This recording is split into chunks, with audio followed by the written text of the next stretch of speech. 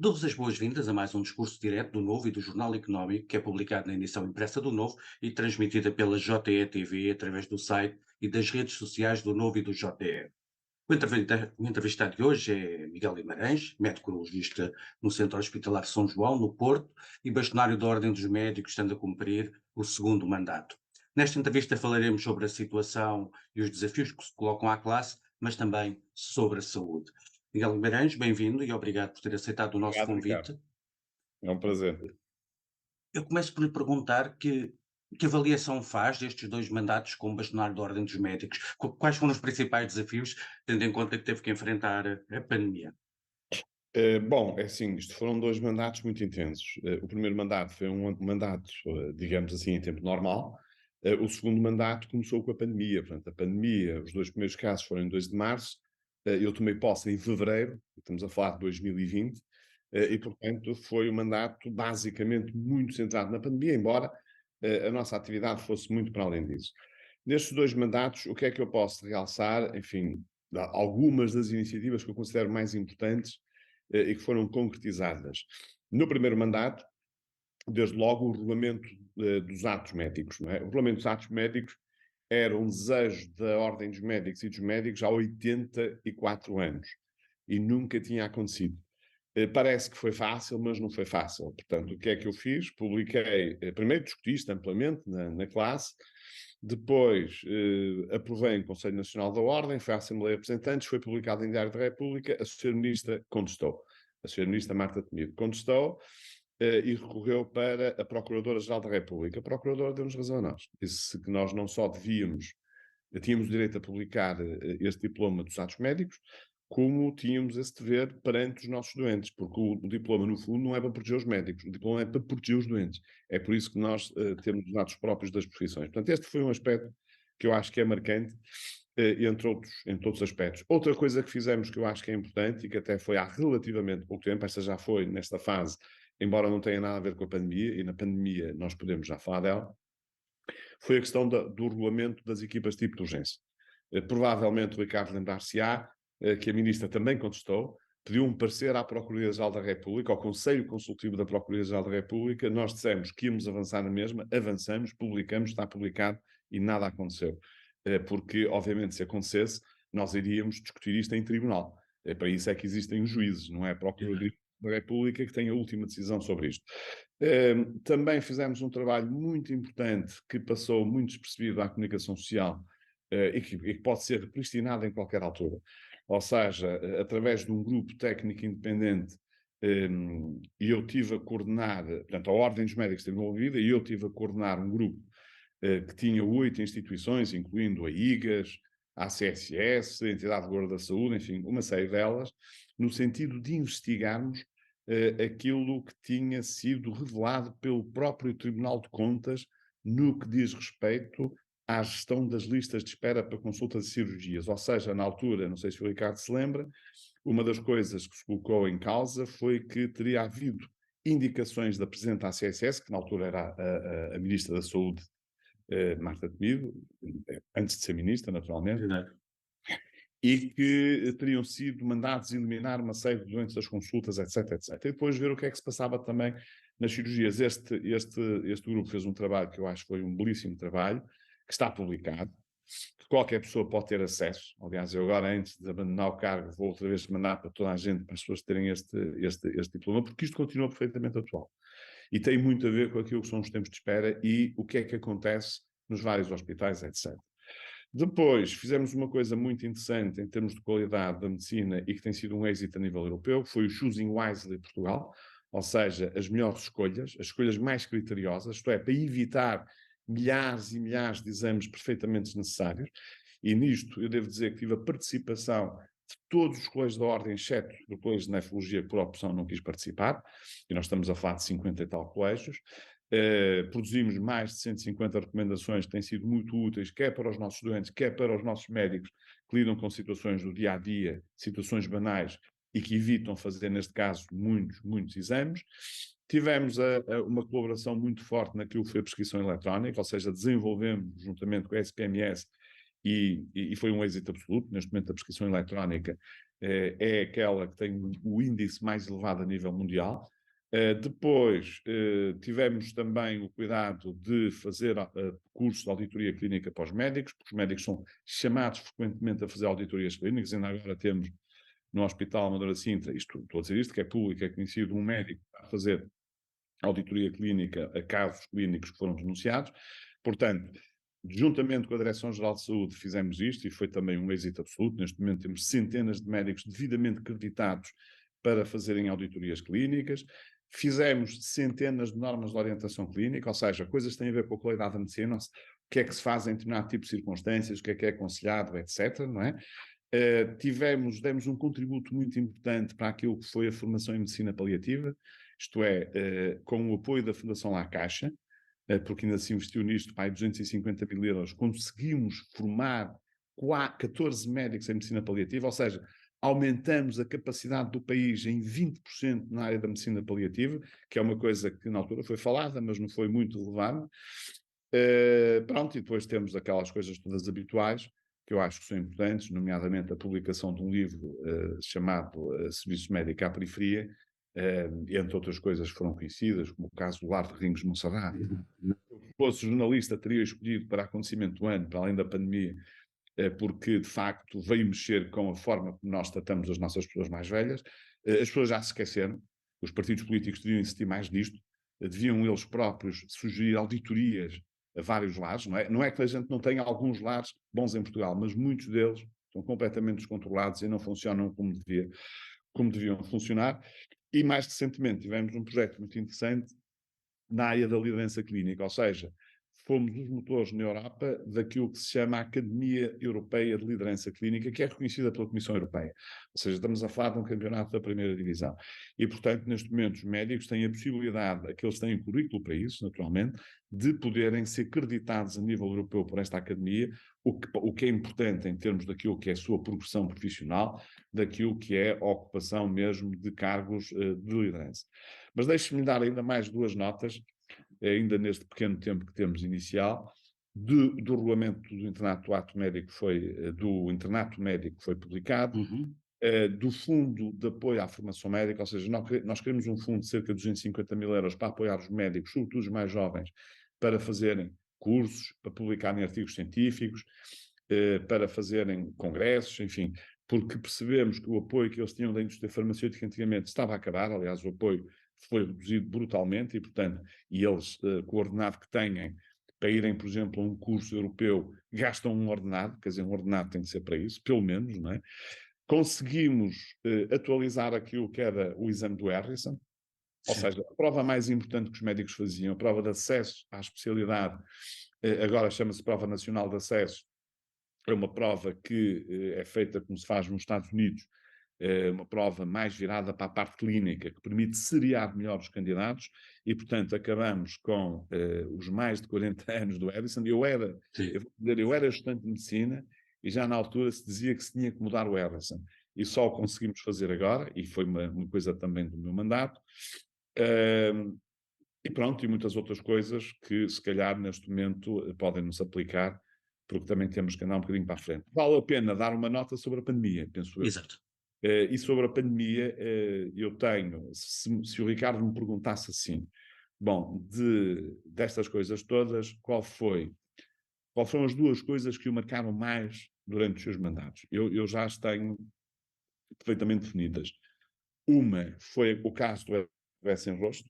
O caso do bebé sem rosto foi o caso que mais stress me causou durante o meu mandato, porque de repente eu tinha toda a gente contra mim, não é? Tinha os portugueses, tinha os fazedores de opinião, quer dizer, portanto, de repente nós estávamos completamente isolados, conseguimos recuperar, não foi fácil, mas conseguimos recuperar, não porque o caso do bebé sem rosto em si tivesse uma responsabilidade direta da Ordem, mas porque a Ordem, sobre o médico que esteve envolvido no caso do bebé sem rosto, tinha processos do Conselho Disciplinar da Região Sul que não tinham ainda tido desfecho, e o Não tinha mais tido antigo, na andamento. altura, era de 2013.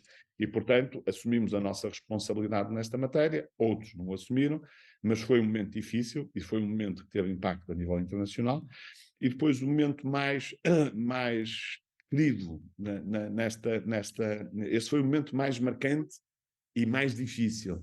O momento mais querido, e que também foi o momento mais difícil, foi quando nós iniciamos o processo de vacinação e fomos a única estrutura deste género a fazer um processo de vacinação a nível nacional, não só em Portugal, mas também na Europa, dos médicos que estavam fora do SNS. Na altura eu tinha feito esta Exato. proposta ao primeiro coordenador da Task Force, que não adiantou nada, quando o atual almirante, na altura vice-almirante, Gouveia Mel, toma posse, eu peço-lhe uma reunião, ele marca a reunião logo no dia a seguir, e diz, eu já sei, vocês querem que os médicos que estão fora do sistema, que não estão a ser vacinados, continuam a haver doentes, sejam vacinados, eu vou-vos dar essa oportunidade. Deu-nos. Eu nessa noite confesso que nem dormi, porque era um processo complexo, era um processo a nível nacional, e qualquer coisa que corresse mal, os holofotes iam estar em cima da ordem dos médicos. Felizmente correu tudo bem, e foi também o momento em que eu me senti mais gratificado quando uma médica me disse que finalmente sentiu-se abraçada pela ordem dos médicos. E eu acho que esta mensagem que esta médica de família, uma médica de família de Lisboa, nos transmitiu é das coisas mais bonitas que existe. Foi, para mim, uma situação de facto que fica para mim para sempre, daquelas coisas que eu nunca mais vou esquecer, e que tem muito a ver com o desespero que estes médicos estavam a ter de não conseguirem ficar e estarem todos os dias a ver doentes, etc, etc. Pronto, ainda durante a pandemia, para terminar, se calhar, esta fase, criámos o gabinete de crise. Eu lembro que o gabinete de crise, que teve intervenções praticamente diárias durante a pandemia, era a doutora Graça Freitas de um lado e o gabinete de crise do outro, a falarem todos os dias. E aqui eu acho que tivemos um papel importante, não só na tranquilidade que procuramos transmitir, nas sugestões que fomos fazendo sobre a questão do uso de máscara, sobre a vacinação, sobre determinadas recomendações que eram importantes. Aliás, os próprios colégios também o fizeram, cada colégio da Ordem, durante a fase de confinamento e a fase de desconfinamento, fizeram recomendações que foram seguidas em praticamente todos os hospitais portugueses e não foram sequer muito públicas, mas a verdade é que eu convidei o Dr. Filipe Frois para coordenar o gabinete de crise que ainda não ia existir, que ia ser constituído, em janeiro, ou seja, antes de tomar posse. Quando eu me apercebi que a pandemia não era pandemia, que a infecção na China tinha aquele tipo de características, eu estava a falar com ele, isto vai chegar a todo mundo, isto pode vir a ser a próxima pandemia. E assim foi. E, portanto, convidei o Dr. Filipe Frois, depois convidamos uma série de pessoas que são pessoas extraordinárias, pessoas conhecidas, o António Sarmento, o António Diniz, enfim, pessoas que tiveram um papel muito importante durante a pandemia, quer no gabinete de crise, quer nos seus próprios hospitais, e pronto, e acho que demos aqui um contributo importante que marcou muito esta segunda parte do mandato, que teve associado várias situações, nomeadamente aquela da vacinação que eu já falei, mas também outras parcerias que fizemos no sentido de não deixar os doentes com patologias normais para trás, aquilo que se chamou Saúde em Dia, teve mais força na sociedade civil durante esse período, e eu iniciei esse movimento logo em abril de 2020, para pouco tempo depois de serem declarados os 2 primeiros casos de SARS-CoV-2 em Portugal, porque percebi que os doentes não apareciam nas consultas. Sim, está alguma coisa mal. Tem doentes oncológicos que não vêm à consulta, isto é um problema, porque a doença deles é muito mais grave que a doença SARS-CoV-2. E pronto, e muitas outras coisas, constituímos um fundo de apoio para as pessoas que não estavam a ter acesso a equipamentos de proteção individual, também em abril, maio, por aí. Ajudamos mais de 1000 instituições. Foi uma coisa feita com a Ordem dos Farmacêuticos, com a Apifarm. E, portanto, demos aqui um contributo que eu acho que foi interessante durante a pandemia. É verdade que ocupou algum tempo, é verdade que algumas daquelas coisas habituais da saúde ficaram um bocadinho para trás, a nível nacional. Mas era uma situação de exceção. Mas era uma situação de exceção e neste momento nós temos que, de facto, saber aquilo que queremos, que é isso que nós queremos falar a seguir. Exato. E eu perguntava-lhe, com tanta coisa feita, o que é que ficou por resolver e quais serão os principais desafios que antevê para o próximo bastonário? É assim, eu diria que nós temos algumas coisas que ainda não acabaram e que era importante terem acabado. Eu lembro que, por exemplo, se discutiu a questão da especialidade de medicina de urgência, que foi chumbada na Assembleia de Representantes, ou seja, Exato. a Assembleia de Representantes é o equivalente à Assembleia da República dentro da Ordem. Tem médicos de todo o país e tomam decisões sobre algumas matérias, não muitas, mas que são matérias estruturantes, como a criação de especialidades associadas ou competências, são eles que aprovam os orçamentos, os planos de atividades, estas coisas assim maiores. Na verdade, eles chumbaram, eu acho que vai ser um desafio para o próximo bastonário, ou se calhar voltar a pegar nesta situação, voltar a reunir os colégios como nós fizemos, tentar encontrar um consenso, até porque eu julgo que, existindo esta especialidade em praticamente todos os países da Europa, só não existem 3 ou 4, nós temos que repensar se vale ou não vale a pena mesmo termos a especialidade cá, portanto vale a pena destinar, e vale a pena coisas que eu não cheguei a concretizar porque a Assembleia de Representantes se atrasou e não pôde sequer votar isto. Por exemplo, há uma proposta concreta da criação da competência em medicina estética, é Uhum. importante. Repare que se fala muito de medicina estética, ela não está regulada em Portugal, e, portanto, e nós temos esta obrigação de regular. A questão do regulamento de telemedicina, que não está acabado, podemos passar aquilo que falta, e o próximo bastonário vai ter seguramente de pegar nisso. Não é que a telemedicina esteja completamente desregulamentada. Existe no regulamento deontológico da Ordem matérias que versam apenas sobre a telemedicina, mas eu acho que neste momento a telemedicina já ultrapassou aquilo que nós temos no regulamento deontológico. A telemedicina tem uma dimensão muito grande, o processo clínico único, a medicina à distância, a utilização de aplicações móveis para controlar doenças crónicas. Enfim, nós temos agora aqui uma panóplia que, quando nós fizemos o código deontológico há vários anos atrás, Sim. não existia. Portanto, nós devemos ter um regulamento próprio para a telemedicina da própria Ordem dos Médicos. Deixamos em desenvolvimento, e que é importante para o próximo bastonário, um logbook para o internato médico.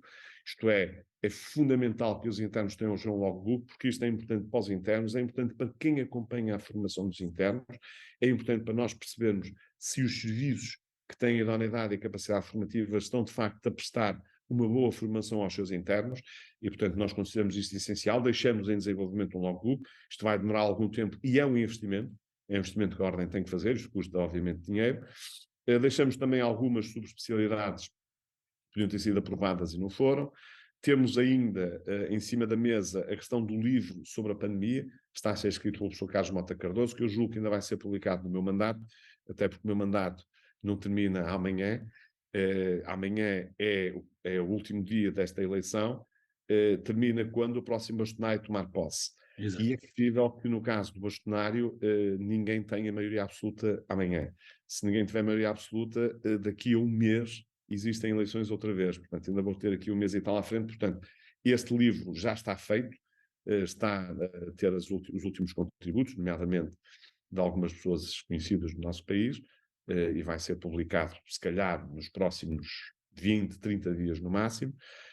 Existe também uma área importante, que é a área mais difícil de gerir dentro da Ordem, que nós deixamos aqui um trabalho bastante desenvolvido, que é a atualização do Código de Nomenclatura e Valor relativo aos atos médicos. E isto é muito importante, não só... Isto é importante para os médicos, é muito importante para os doentes, e é excepcionalmente importante para as seguradoras.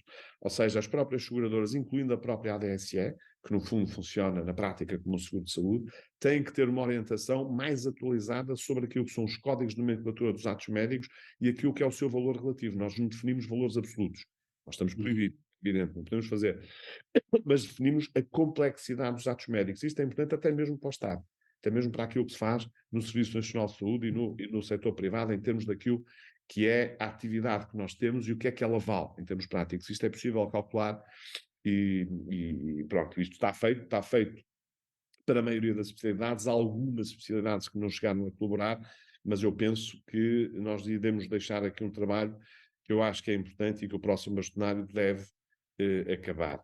Para além disso, temos outras coisas interessantes ainda por fazer também, que eu acho que é importante, que é manter aquilo que é a nossa atividade na defesa do ambiente, nomeadamente na relação saúde-ambiente. Aliás, fazemos parte agora do Conselho Português do Ambiente, que foi criado pelo Dr. Luís, mas temos tido um papel muito importante naquilo que é o desenvolvimento e implementação de dispositivos de utilização única, não é? Para serem reprocessados. Este processamento dá total garantia de qualidade, fica muitíssimo mais barato e estamos a poupar muito o ambiente ao fazer isto.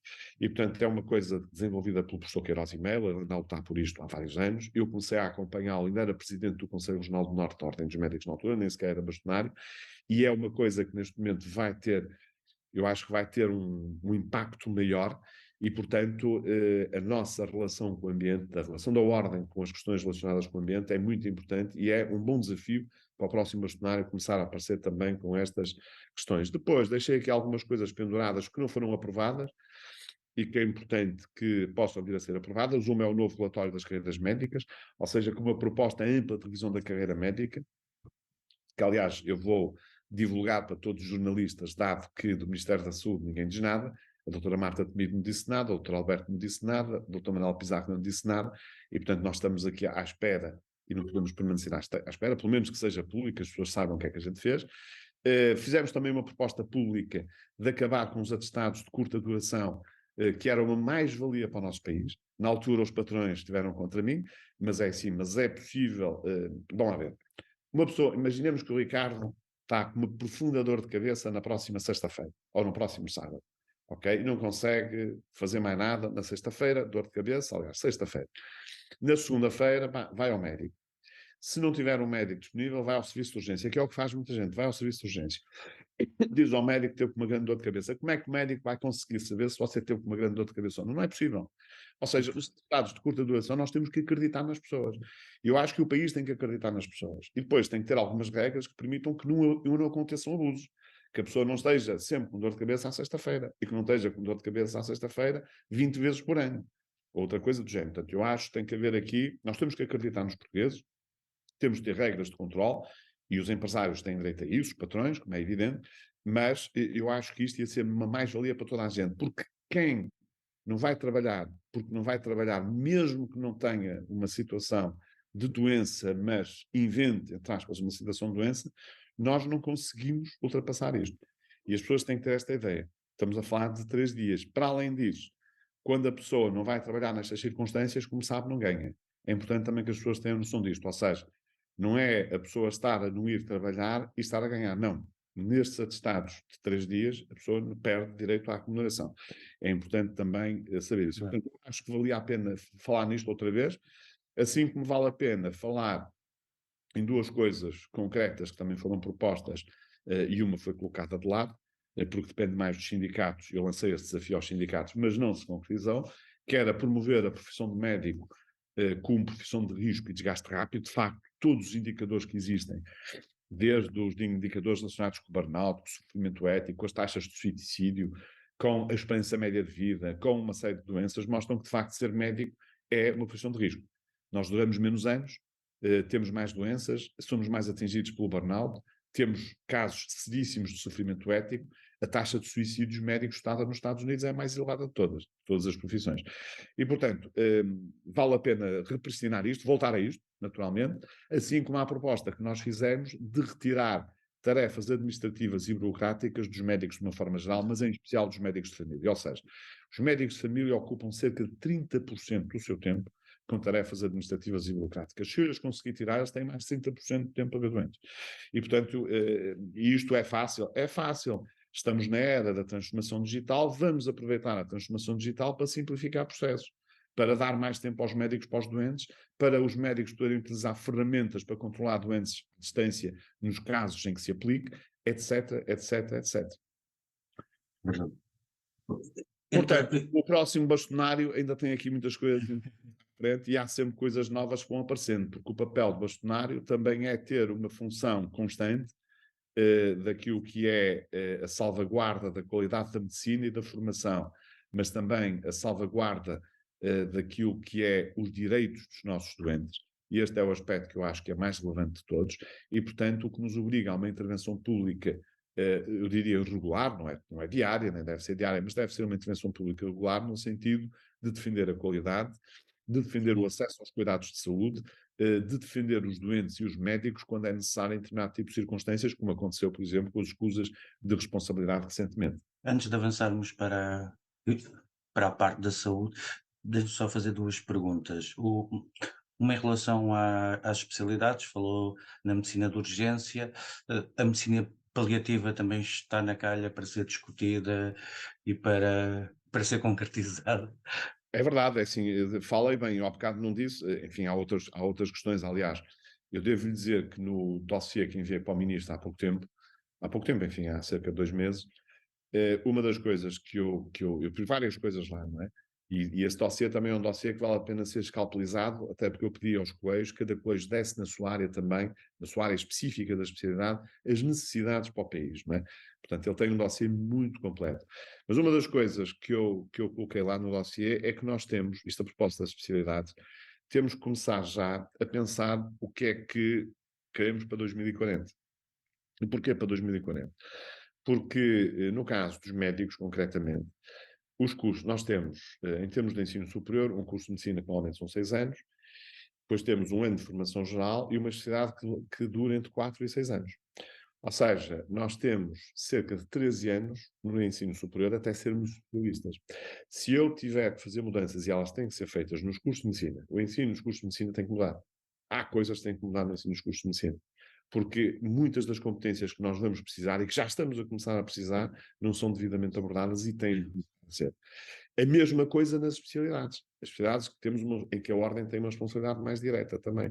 Ou seja, eu tenho que perceber que especialidades vão precisar de mais médicos daqui a uns anos, que especialidades vão precisar de menos médicos, e é fácil calcular que especialidades vão precisar de menos médicos.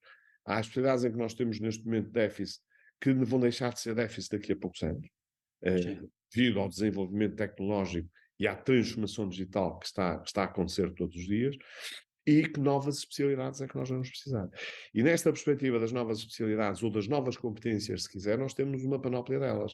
Temos a questão da medicina de urgência, temos a questão da medicina paliativa, temos a questão da medicina estética, etc, etc. Ou seja, há um conjunto de novas áreas do conhecimento que podem ser agrupadas ou como especialidades, ou como fellowships, ou até como subespecialidades, que são importantes porque o médico vai ser cada vez mais um super especialista. A gente não quer, mas é o que vai acontecer, porque eu, se quiser tratar muito bem, praticamente sem falhas, uma determinada patologia, um determinado grupo de doenças relativamente curto, eu tenho que me dedicar só àquilo. Se eu fizer aquilo muitas vezes, sou melhor do que se fizer aquilo poucas vezes. Isto faz parte daquilo que é o conhecimento, independentemente do jeito que cada um tem ou não tem para fazer operações, para fazer intervenções percutâneas, etc. E, portanto, esta evolução vai nos permitir, de facto, haver ainda uma maior diferenciação na medicina e nós vamos ter que lutar por aquilo que é a defesa do humanismo, da solidariedade, da relação médico-doente. A relação médico-doente é absolutamente essencial e, obviamente, lutar por termos as nossas especialidades mais gerais, como é o caso da medicina interna e da medicina geral e familiar, porque estas duas especialidades vão ser sempre importantes no futuro, independentemente de tudo que elas já nos dão, naquilo que é o controle do doente no sistema de saúde. Ou seja, são os médicos de família e os médicos de medicina interna que vão ser, já são, os de família, os verdadeiros gestores do doente no percurso do sistema de saúde, olhando para o sistema de saúde como um todo. Não é só o Serviço Nacional de Saúde, nós vamos ter que começar a olhar mais para o sistema de saúde como um todo. Só para terminarmos esta parte, referiu que referiu que a relação médico-doente e o papel que a Horda tem na defesa dos doentes é importante. Eu perguntava-lhe se a nova lei das associações profissionais, ao limitar mais a atuação das ordens, não põe isso em causa. É verdade que a parte de porem as ordens a representar só os associados já foi retirada, mesmo assim, as outras ordens criticam que há ali uma diminuição da capacidade das ordens estarem no terreno. O Ricardo tocou num aspecto importante, lá está, é tanta coisa que a gente não consegue dizer tudo. Portanto, é um dos desafios do próximo bastonário. Eu, para já, enfim, a intervenção que a Ordem dos Médicos e a Ordem dos Advogados teve, quando saiu o primeiro projeto de lei, foi absolutamente determinante. Eu tenho que tirar o chapéu ao nosso bastonário da Ordem dos Advogados, que agora já não é ele, agora já é uma nova bastonária, que me disse assim: Miguel, nós temos que intervir já. E eu assim, mas já quando? Daqui a uma hora temos que fazer uma conferência de imprensa. E fizemos. E essa conferência de imprensa foi uma conferência de imprensa muito dura. Tiveram lá muitos jornalistas, foi uma conferência de imprensa poderosa, e depois o governo, a Assembleia da República, fomos criticados, o Primeiro-Ministro, etc., mas a verdade é que eles recuaram bastante. E há uma coisa que eles fizeram duas coisas importantes. Claro que há muita coisa que tem que ser alterada. O projeto como está neste momento não interessa. Ou seja, não salvaguarda aquilo que é o papel essencial das ordens. Mas há duas coisas importantes que eles retiraram. Uma, o Ricardo já disse. Ou seja, eles tentaram que as ordens representassem, ou seja, que a única missão das ordens fosse defender os seus associados, que não é a principal missão de qualquer ordem, é defender os destinatários dos serviços. No caso dos Isso. médicos, defender os doentes. Ok? Ora bom, claro, portanto, isso na nova proposta já está lá como principal missão. E isto é importante porquê? Porque é de facto a nossa principal missão. Tudo que nós fazemos, quando nós exigimos qualidade, qualidade nos cursos de medicina, qualidade na formação especializada, quando nós temos regras específicas para, de alguma forma, regular esta qualidade, nomeadamente até através de normas de orientação clínica, nomeadamente através de equipas tipo, ou seja, que garantam segurança clínica e que garantam a própria qualidade, como eu estava a dizer. Portanto, tudo isto tem a ver com o doente. Se tivermos bons médicos, se os médicos estiverem bem formados, se seguirem os princípios éticos e deontológicos da profissão, nós estamos a tratar dos nossos doentes, estamos a olhar por eles, estamos a permitir que eles possam ter o melhor tratamento possível. E este aspecto é importante. A outra coisa que eles também decidiram foi na questão do provedor, porque o provedor era o seu primeiro-ministro, o governo, indicava duas ou três pessoas, já não me recordo, e o Bastonai tinha que escolher uma daquelas duas ou três pessoas. Agora não é assim. Agora é o Conselho Superior indica um provedor e o bastonário aceita ou não aceita. O que quer dizer que o bastonário pode ter o seu mandato de 3 anos e não haver nenhum provedor. Ou seja, Sim. o Conselho Superior vai ter que negociar com o bastonário quem é que deve ser o provedor. E estes dois aspectos são relevantes porque se tivermos um provedor doente, eu costumo dizer que os verdadeiros provedores doentes são os médicos e têm esta missão, cada médico tem a missão de defender o seu doente à partida, mas pronto, mas existindo um provedor doente, que pode não ser médico, pode ser de outra profissão qualquer, mas tem que perceber de saúde, tem que ser uma pessoa da saúde, perceba de saúde. É óbvio que se for uma pessoa que esteja integrada, que tenha apoio do próprio bastonário, é que consegue fazer um trabalho melhor e ter mais sucesso naquilo que é o trabalho de provedoria, que é diferente depois do trabalho da ordem, porque o provedor pode criticar a própria ordem, pode achar que a ordem, por exemplo, está a fazer coisas que não devia estar a fazer, é já uma solução que é aceitável. Ou seja, há o provedor pode ter um papel importante, mas quem vai acabar por designar o provedor é o bastonário. Eu devo dizer que quando nós falamos do provedor há uns anos atrás, quem escolheria o provedor era na mesma o bastonário de 3 pessoas indicadas pela Assembleia de Representantes. Ou seja, a Assembleia de Representantes, a nossa pequena Assembleia da República, indicava 3 personalidades, podiam ser médicos ou não, e depois o bastonário escolheria uma das 3 personalidades e fundamentava porquê. Pronto. O que é que sobra que está mal? Muita coisa, muita coisa. Por exemplo, eles impõem uma organização das ordens igual para todas. As ordens são todas diferentes. Há ordens que têm 1000 associados, outras têm 70.000 associados. E, portanto, eu não posso, Exatamente. por exemplo, eu não posso ter um Conselho Disciplinar Nacional. Eu, se tiver um Conselho Disciplinar Nacional, os processos disciplinares vão todos atrasados. Às vezes as pessoas já dizem que há processos que estão à espera muito tempo, então vai ser uma desgraça total. E depois, repare, eu, se tiver um Conselho Disciplinar Nacional, imaginemos que o Conselho Disciplinar Nacional fica em Coimbra, por hipótese, para ser simpático, em Coimbra, toda a gente que for ouvido, e os conselhos disciplinares ouvem as pessoas que se queixam, ouvem as pessoas sobre as quais são apresentadas as queixas, funciona um bocado como os tribunais.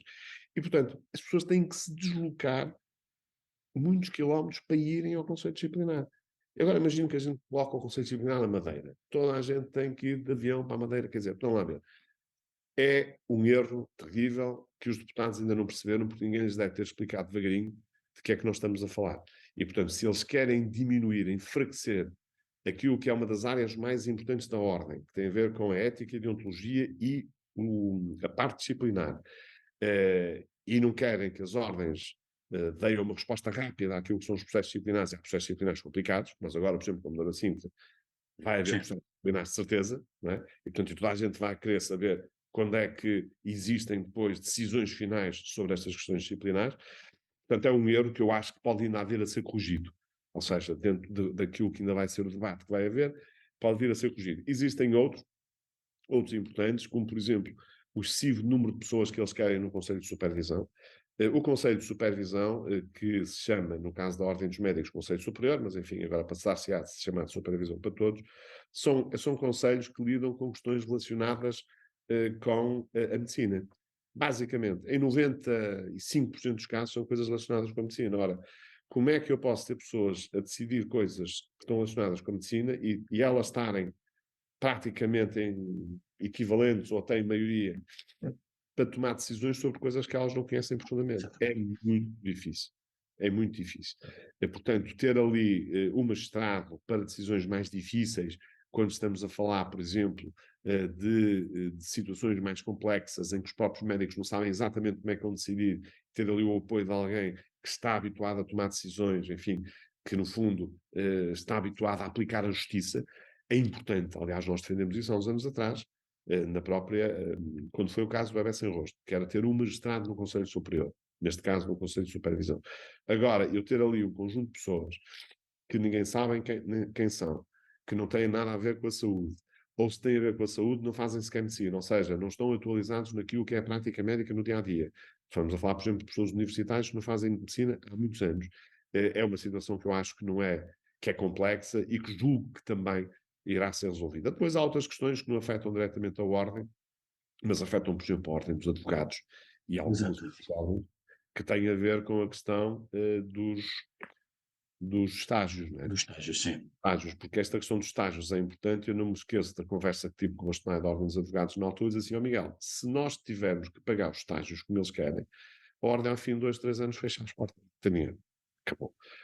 Porque nós não temos esse problema. Nós não temos estágios, temos o internato médico está incluído dentro do SNS, mas existem algumas ordens que têm e tem que se arranjar aqui, uma solução para isto. Porque o Estado não paga os estágios, ok, a ordem não tem capacidade económica para pagar os estágios, até podia pagar durante algum tempo, mas não consegue pagar durante todo o tempo, e portanto tem que se arranjar uma solução intermédia que eu penso que existe, porque na verdade os estagiários devem ter um vencimento. Isso é uma verdade. Eles estão a trabalhar, quer dizer, estão a aprender, mas estão a trabalhar e, portanto, devem ter um vencimento. Obrigado. Vamos só fazer agora um pequeno intervalo e voltamos já a seguir.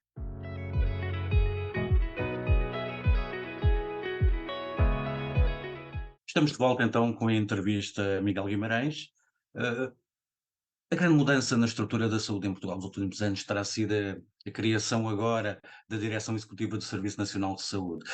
É um passo importante para resolver os problemas do setor, vai resolver os problemas do setor. Era esse o problema principal do setor, mais de gestão do que de recursos? Portanto, a Direção Executiva do Serviço Nacional de Saúde é um primeiro passo, digamos assim, para nós podermos fazer aquilo que é fundamental no Serviço Nacional de Saúde. Repare que, nesta fase atual, nós, para recuperarmos o Serviço Nacional de Saúde, temos que o modernizar. Modernizar significa também devolver a confiança e a motivação aos médicos e aos profissionais de saúde. E fazer com que as pessoas, os cidadãos, acreditem nas propostas que estão a ser implementadas. E que devem ser devidamente explicadas, que é uma coisa que os governos nunca fazem. Nunca explicam devidamente às pessoas aquilo que vão fazer. Posto isto, nós precisamos de várias alterações dentro daquilo que é o plano de modernização do Serviço Nacional de Saúde. Senão o Serviço Nacional de Saúde acaba. Isto é, se o Serviço Nacional de Saúde não for modernizado, continuar a ter um modelo de gestão que tem tido até agora, baseado ainda na teoria da burocracia de Max Weber, é óbvio que o SNS tende a desaparecer. Se fosse uma empresa privada, já tinha desaparecido. E por isso, este passo é um passo incompleto, porque a direção executiva devia ter também a responsabilidade sobre controlar a prestação dos cuidados de saúde, ou seja, devia ser a direção executiva a orçamentar os próprios hospitais e os próprios ACES, como é óbvio, não é? E não aconteceu, ou seja, aquilo que nós dizemos que é separação de funções, isto é, o Ministério da Saúde deixava de ter diretamente a prestação de serviços, era o financiador, tinha a possibilidade de fiscalizar, de regular, através das suas próprias estruturas ou através do próprio Ministério da Saúde, mas eles têm muita coisa para isto, têm a IGAS, têm a Entidade Reguladora da Saúde, enfim, há várias entidades, e portanto perdemos aqui uma oportunidade. Mas a direção executiva do SNS, que tem como missão principal coordenar a atividade das várias unidades de saúde a nível regional e a nível nacional, e incorporar também nesta resposta que tem que ser dada a cooperação direta com o setor privado e social, nós já temos aqui a liberdade em termos daquilo que é um novo modelo de gestão que ainda não está completamente definido, de termos respostas mais rápidas, termos mais flexibilidade nos processos de gestão, de termos mais autonomia, para já a autonomia da direção executiva. Vamos ver se esta autonomia da direção executiva vai ser transferida diretamente para os hospitais, porque nós temos é que ter os hospitais com mais autonomia, Sim. porque as grandes unidades têm que ter autonomia para tomar decisões, para contratar pessoas, comprar equipamentos, enfim, para rapidamente resolverem problemas, naturalmente com responsabilidade. E eu acho que o professor Fernando Araújo devia ser ele próprio a olhar para isto, mesmo não tendo a missão de financiamento, ou seja, não sendo ele o prestador, Exatamente. neste caso, ele devia chamar a atenção para a questão do orçamento das unidades de saúde, dos hospitais e dos ACES. Ou seja, nós não podemos continuar a ter sub-orçamentos. Nós temos Exatamente. que ter orçamentos adequados àquilo que são as necessidades. E isto significa, porquê? Porque isto é que dá responsabilidade às pessoas. Se eu tenho um orçamento que teoricamente é adequado à população que eu sirvo, que depois, na execução orçamental, pode ficar um bocado acima ou abaixo, isso pode acontecer. Raramente os orçamentos têm uma execução orçamental perfeita, há sempre aqui uma pequena variação, mas eu tenho que, para ser responsável por aquilo que vou fazer, daquilo que são as alterações dos projetos inovadores que vou desenvolver no meu hospital, eu tenho que ter o dinheiro que teoricamente devia ter para aquela população que estou a servir. Se não tiver, tudo muito mais difícil. E, portanto, eu acho que o professor Fernando Araújo, que de certeza partilha desta opinião, ou quase certeza, nas várias vezes que falamos, ele próprio, como diretor executivo do SNS, ou como presidente da direção executiva do SNS, devia convencer o ministro que devia ser assim, e o ministro devia convencer o governo que devia ser assim. O ministro também tem que bater o pé no governo e dizer, meus amigos, nós temos que mudar isto, para mantermos o SNS cá em cima, à tona d'água, e para que os doentes tenham acesso mais fácil à saúde. Este é o primeiro aspecto. O segundo aspecto tem a ver com a questão dos recursos humanos, porque nós neste momento temos várias entidades aqui no círculo do Ministério da Saúde. Continuamos a ter a ACSS, a Direção-Geral de Saúde, Exato. E algumas sobrepõem-se. as ARS, as ARS respectivas, etc., os CCDRs, etc. Quer dizer, nós temos aqui muita coisa e neste momento temos coisas a mais. E, portanto, algumas destas coisas vão ter que terminar. E eu lembro que a CSS mantém os dois papéis mais importantes dentro daquilo que é o conceito de saúde que temos em Portugal. Mantém o financiamento, ou seja, é a CSS que financia as unidades de saúde, ou seja, no fundo, a prestação de cuidados de saúde, o seu financiamento está diretamente dependente da CSS, e também é a CSS que faz a gestão dos recursos humanos. Ou seja, aquilo que é uma área crítica em qualquer empresa. Não estou a dizer que a CSS não possa ficar com uma destas coisas, mas ter estas duas coisas e a direção executiva estar muito despida, ou Sim. seja, ter aqui só funções de coordenação, só funções de relacionamento com entidades como, por exemplo, as ordens profissionais, é pouco. É pouco porque eu não vejo um novo modelo de gestão na CSS, mas vejo um novo modelo de gestão no funcionamento da direção executiva. E, portanto, nós temos que ter aqui uma intervenção no sentido de tornar mais eficiente as próprias estruturas do SNS, não precisar, se calhar, de tantas, e precisar, de facto, de implementar o tal novo modelo de gestão que todos falamos, mas que demora tempo a implementar. Obviamente que nisto também tem lugar aquilo que é a descentralização de algumas competências, nomeadamente nas câmaras municipais. Isto é importante. Eu diria que isto é um dos primeiros grandes passos para uma nova gestão do SNS. É a descentralização de algumas competências nas câmaras. Claro que isto tem que ser feito com cuidado, tem que ser devidamente financiado, tem que se ter um cuidado mais especial com as câmaras menos ricas, com as câmaras mais pobres, aquelas que têm capacidade económica, mas é um passo também importante e que também pode passar pela coordenação da direção executiva do SNS. referiu várias vezes a questão do financiamento e nós entendemos que a questão, ao contrário do subfinanciamento, o subfinanciamento crónico da saúde em Portugal será um dos problemas do setor, se não o mais importante. E eu pergunto-lhe, há pouco dizia que o ministro deveria convencer o governo a esta questão do subfinanciamento é uma questão mais de vontade política ou de gestão. Quando nós começamos o ano sabendo de antemão que vai haver um déficit ali, independentemente do que se faça. Eu acho que é de gestão, eu acho que o grande responsável, vamos ser objetivos, por este subfinanciamento é o Ministério das Finanças. O Ministro das Finanças, contrariamente àquilo que as pessoas pensam, tem que ter responsabilidade. E tem que ser responsabilizado pelo que faz. E não é aceitável, eu diria que num país normal, não é aceitável que eu deixe as unidades de saúde, imaginemos o hospital, aqui onde eu trabalho, o Hospital São João, que a partir de abril, maio, já não consegue pagar os medicamentos às empresas fornecedoras de medicamentos. E eles dizem que isto não tem importância nenhuma, mas tem. Aliás, repare bem, nós estamos a falar da questão dos medicamentos de forma superficial na comunicação social. Ninguém percebe porque é que nós estamos a ter falta de medicamentos em Portugal. Mas há motivos para isso. Quer dizer, as empresas farmacêuticas são poderosas. Nós temos que ter esta ideia. E impõem algumas regras. Quer dizer, nós nos dizemos às empresas farmacêuticas, olha, vamos pagar daqui a 3 anos ou 5 anos, olha, não pagamos. Quer dizer, tem que haver aqui alguma, eu diria, alguma integridade na forma como nós nos relacionamos com as empresas. Integridade com negociação forte. Baixar o preço dos medicamentos, como fez o Dr. Paulo Macedo. O Dr. Paulo Macedo é um exemplo que devia ter sido seguido. E ele teve um relacionamento com a indústria farmacêutica exatamente no ponto certo. Super exigente com eles, mas cumpridor. Mas baixou o preço de medicamentos, pôs os medicamentos genéricos, que eram os mais caros da Europa, ele tornou os mais baratos da Europa em Portugal. Isto foi muito bom para todos os portugueses, para as famílias, para as economias familiares e para a economia do próprio Estado, não é? Por causa dos impostos. E, portanto, eu acho que a questão de financiamento tem esta responsabilidade das finanças. E isto, nós temos de nos libertar disto. O Ministro das Finanças tem que ter muito cuidado quando olha para as unidades de saúde. Porque tê-las subfinanciadas quer dizer que não pode acatar responsabilidades a quem está a dirigir as unidades. Ou seja, se eu quero ter nas administrações pessoas que sejam responsáveis por o que estão a fazer, eu tenho que lhes dar um financiamento teoricamente adequado. E nós já sabemos que eles são subfinanciados. Mas deixe-me dizer-lhe outra coisa que eu acho importante nesta área. E já que nós estamos a falar também da parte económica, não é? Isso também interessa em termos globais das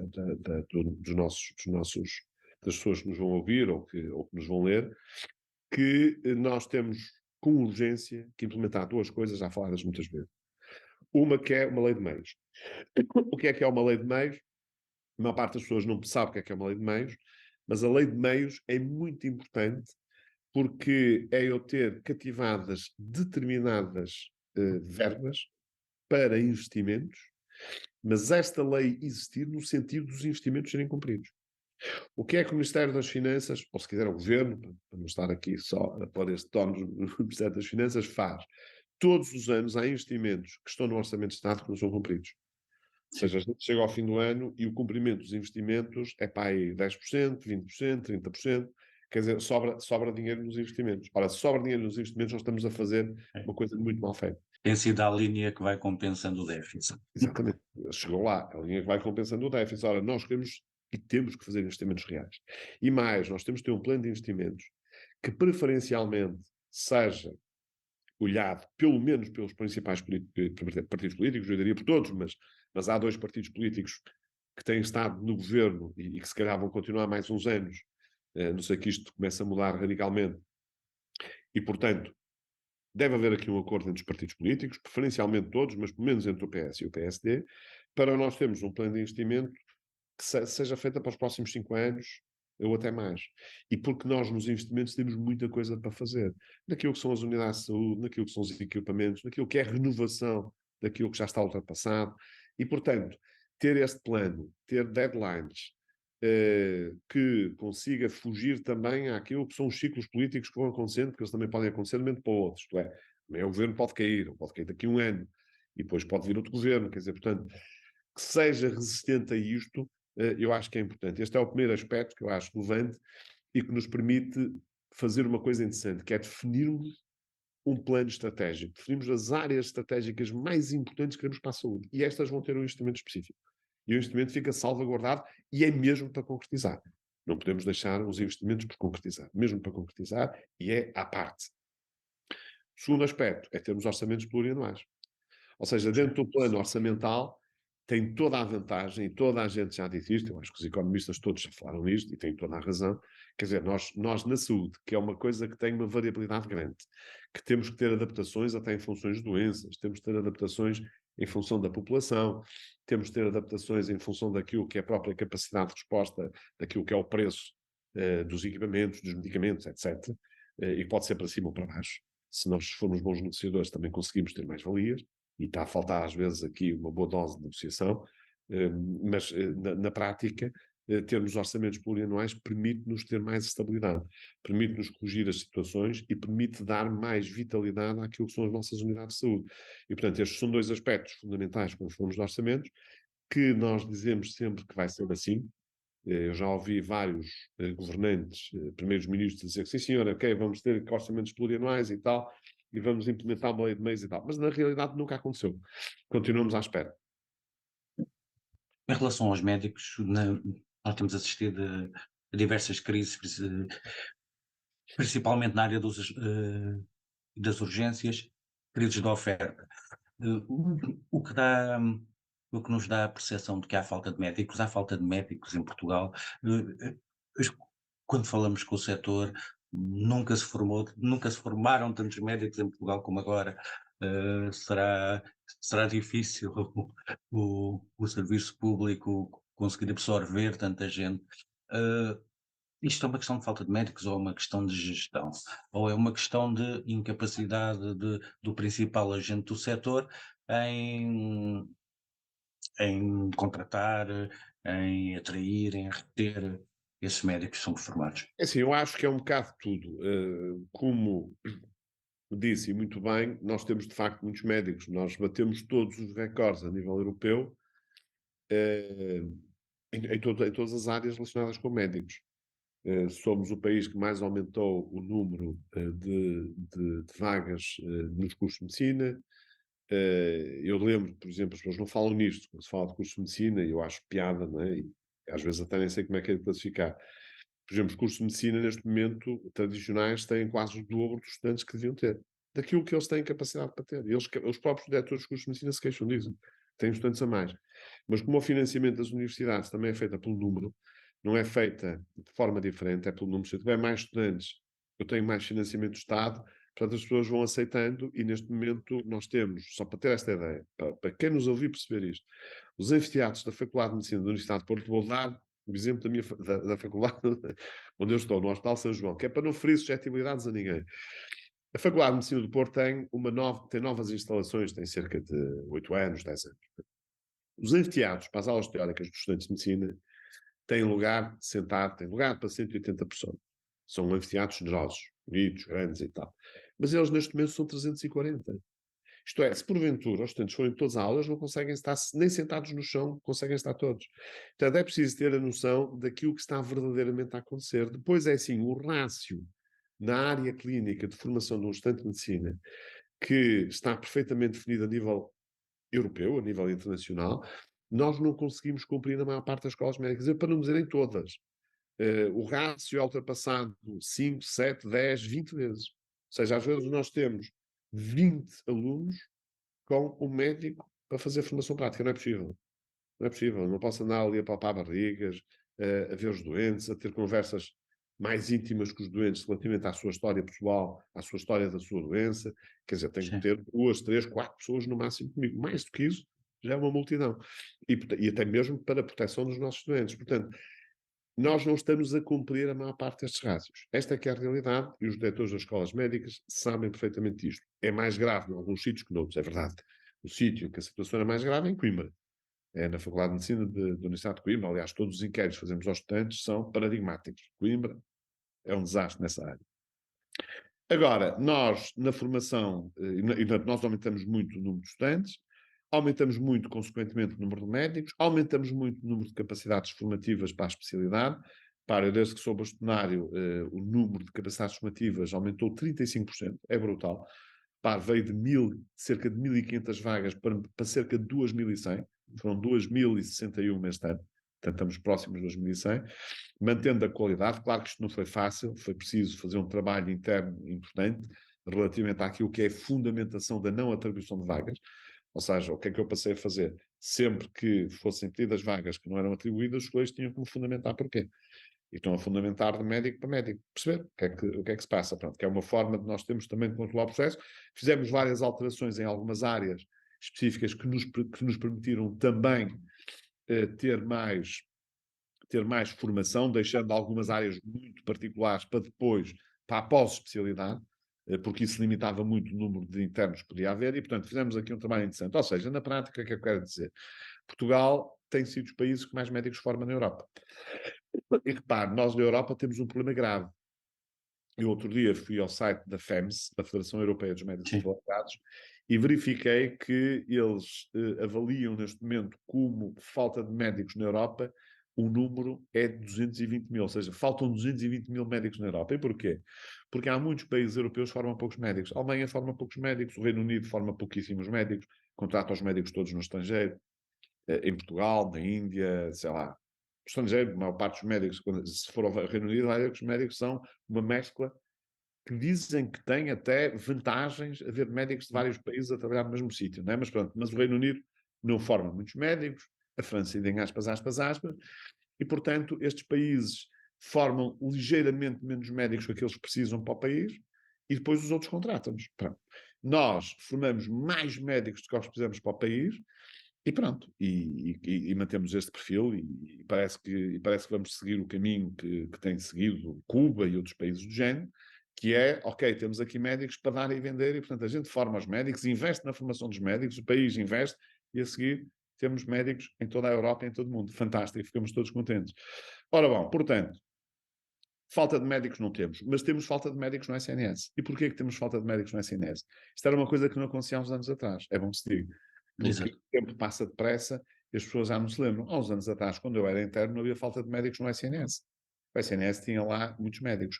O problema é que nos últimos anos, particularmente nos últimos 10 anos, muitos médicos estão a sair do Serviço Nacional de Saúde. E estão a ir trabalhar exclusivamente para o setor privado ou a ir para o estrangeiro. Antigamente também havia médicos que trabalhavam no setor privado, mas também trabalhavam no setor público. Trabalhavam nos dois sítios. Agora as coisas começam a radicalizar neste sentido. As pessoas saem. Já não estão para estar a ouvir coisas que não querem ouvir, em termos práticos. De facto, não tem havido aqui um tratamento, enfim, com respeito por parte de alguns dirigentes políticos, eh, sobretudo deste governo, e isso obviamente também desmotiva as pessoas, e as pessoas, felizmente, como eu expliquei há bocado, têm emprego, está a ver? Faltam 220 mil médicos na Europa. Quer dizer, o médico não vai ser desempregado nos próximos anos, não é? Isto por um lado. Por outro lado, há problemas relacionados àquilo que é a concentração de serviço, àquilo que é a gestão. Ou seja, quando nós estamos a pensar na eficiência do sistema, a palavra correta é esta mesmo, ela não tem sido levada até ao limite. Nós fizemos isso, por exemplo, nos serviços de urgência aqui no norte do país, aqui no Grande Porto, não foi no norte, foi no Grande Porto, há Sim, uns anos atrás, com uma taxa de sucesso bastante elevada. Aqui ainda hoje se mantém. Aliás, para quando nós falamos de problemas na urgência, mesmo nas maternidades, falamos mais de Lisboa e do Sul do que propriamente sim, do norte do país. E tem a ver com essa eficiência que se criou no sistema. Ora, essa eficiência nós temos que criar no país. Nós temos que concentrar recursos nos sítios em que devemos concentrar recursos. Estamos a falar da área metropolitana de Lisboa, área metropolitana do Porto, eventualmente outras áreas metropolitanas, mas estas duas são as principais. Nos outros sítios, que ficam mais distantes, das zonas mais carenciadas, que ficam muitos quilómetros de distância, essas zonas, como é o caso de Beja, como é o caso de Porto Alegre, como é o caso da Guarda, como é o caso da Covilhã, Bragança, etc., nós temos que reforçar com o capital humano. Temos que ter lá mais médicos. Eles têm que ter as suas próprias maternidades. Não é aceitável que uma grávida tenha que fazer cerca de 200 quilómetros para ter acesso a uma maternidade. exato. É totalmente inaceitável. Se a situação for urgente, a criança, o bebê ou a grávida podem morrer, ou até podem morrer os dois. E, portanto, isso são situações irreparáveis. E, portanto, nós temos de ter esse cuidado. Nós temos, de facto, muitas maternidades neste momento. Temos que dar condições às maternidades mais periféricas para funcionarem. Temos que pagar melhor às pessoas que vão para lá. Pá, se não chega ao que estão a fazer, têm que criar outro tipo de condições para que existam lá obstetras, enfermeiros, etc. E depois, nos grandes centros, temos que fazer cooperação. Temos que ter, por exemplo, maternidades que só estão abertas até às 20, e a partir das 20 concentram-se os serviços em algumas maternidades, em menos, e ao fim de semana, ao sábado e ao domingo, e é possível com isso nós termos aqui uma gestão mais equilibrada, sem prejuízo disso. Precisamos de contratar mais médicos de várias áreas, e isso só é possível fazer, ou seja, só é possível aumentar o interesse dos médicos para o SNS se o SNS mudar e se as carreiras médicas de facto forem atualizadas, porque é muito importante que as carreiras médicas sejam atualizadas no sentido de valorizar mais aquilo que é o trabalho médico, por um lado, mas no sentido também de existir mais flexibilidade nos horários, de existir mais fatores de atratividade. Por exemplo, o facto de nós termos mais flexibilidade nos horários, termos semanas eventualmente mais pequenas de trabalho, isto aplica-se a qualquer área. Nós conseguimos ter as pessoas mais concentradas a fazer o melhor trabalho e conseguimos ter mais gente a trabalhar. E, portanto, é fundamental que se faça a revisão da carreira médica e das outras carreiras profissionais para conseguirmos ter mais profissionais e mais médicos para optar por ficarem a trabalhar no SNS. Nós já ultrapassamos o nosso tempo, só mais uma última pergunta. Eh, Last. Está há 12 anos a representar a classe no Conselho Regional do Norte e agora como bastonário. Vai continuar a desempenhar, vai voltar a esse papel de representação da classe ou este é um capítulo encerrado no seu percurso? Eu acho que este é um capítulo encerrado, isto é, vamos lá ver, é assim, eu fiz o meu trajeto ante a Ordem, o bastonário é o topo do trajeto, é uma eleição nacional, por todos os médicos, em que a pessoa tem que ter maioria absoluta, por isso é que eu tive maioria absoluta quando concorri a primeira vez, éramos 4 É candidatos. verdade. Pode ser que agora algum tenha, mas parece-me difícil aquilo que eu estou a perceber. E, portanto, eu neste momento tenho que me dedicar àquilo que é a minha especialidade, que eu nunca deixei de fazer, é importante também dizer-se isto. Eu continuei sempre a fazer urologia, continuei sempre a trabalhar no Hospital São João, não com a mesma intensidade que trabalhava, porque não consigo. Há dias em que tenho que estar em Lisboa, ou que tenho que estar noutro sítio, mas a fazer as minhas consultas, a dar apoio, a ter os meus dias de transplantes, etc. E, portanto, tenho que voltar à minha atividade clínica e depois o resto logo se vê em termos daquilo que eu possa fazer. Agora, na ordem dos médicos, fiz o que tinha a fazer, ajudarei naturalmente o próximo bastonário se precisar de ajuda, e eu tive a ajuda dos outros bastonários. Lembra-se que no momento mais crítico da pandemia nós fizemos um artigo de opinião que foi publicado, julgo que foi no Jornal Público ou no JN, já não sei, e Exato. esse artigo que era a dizer à ministra e ao governo para não estigmatizarem o setor privado e social, que usassem todo o sistema de saúde para nós podermos dar uma resposta equilibrada às pessoas com doença Covid, mas também dar a resposta aos nossos doentes não Covid. E esse artigo veio mexer com muita coisa e foi a partir daí que o setor privado começou a ser mais utilizado, o que veio ajudar o setor público a dar a sua resposta, não é? E, portanto, eu recorri de quê? Era isso que eu estava a dizer, dos outros bastonários. Ou seja, quando é preciso, a gente reúne os ex-bastonários, são pessoas sensatas, são pessoas conhecidas, que dão força, e, portanto, nessa perspectiva, posso ser usado pelo próximo bastonário como um antigo bastonário para ajudar. Agora, a Ordem dos Médicos é um capítulo de facto que se encerra para mim. Pode ser seduzido por um papel na política? É assim, eu até hoje, ainda bem que fez essa pergunta, que eu acho que essa pergunta é importante, que é, porque toda a gente me associa ao PSD, toda a gente acha que eu tenho, que estou inscrito num partido político, eu nunca tive inscrito num partido político. Este é o primeiro aspecto. Nunca tive relações com sociedades, enfim, entre aspas, ditas secretas.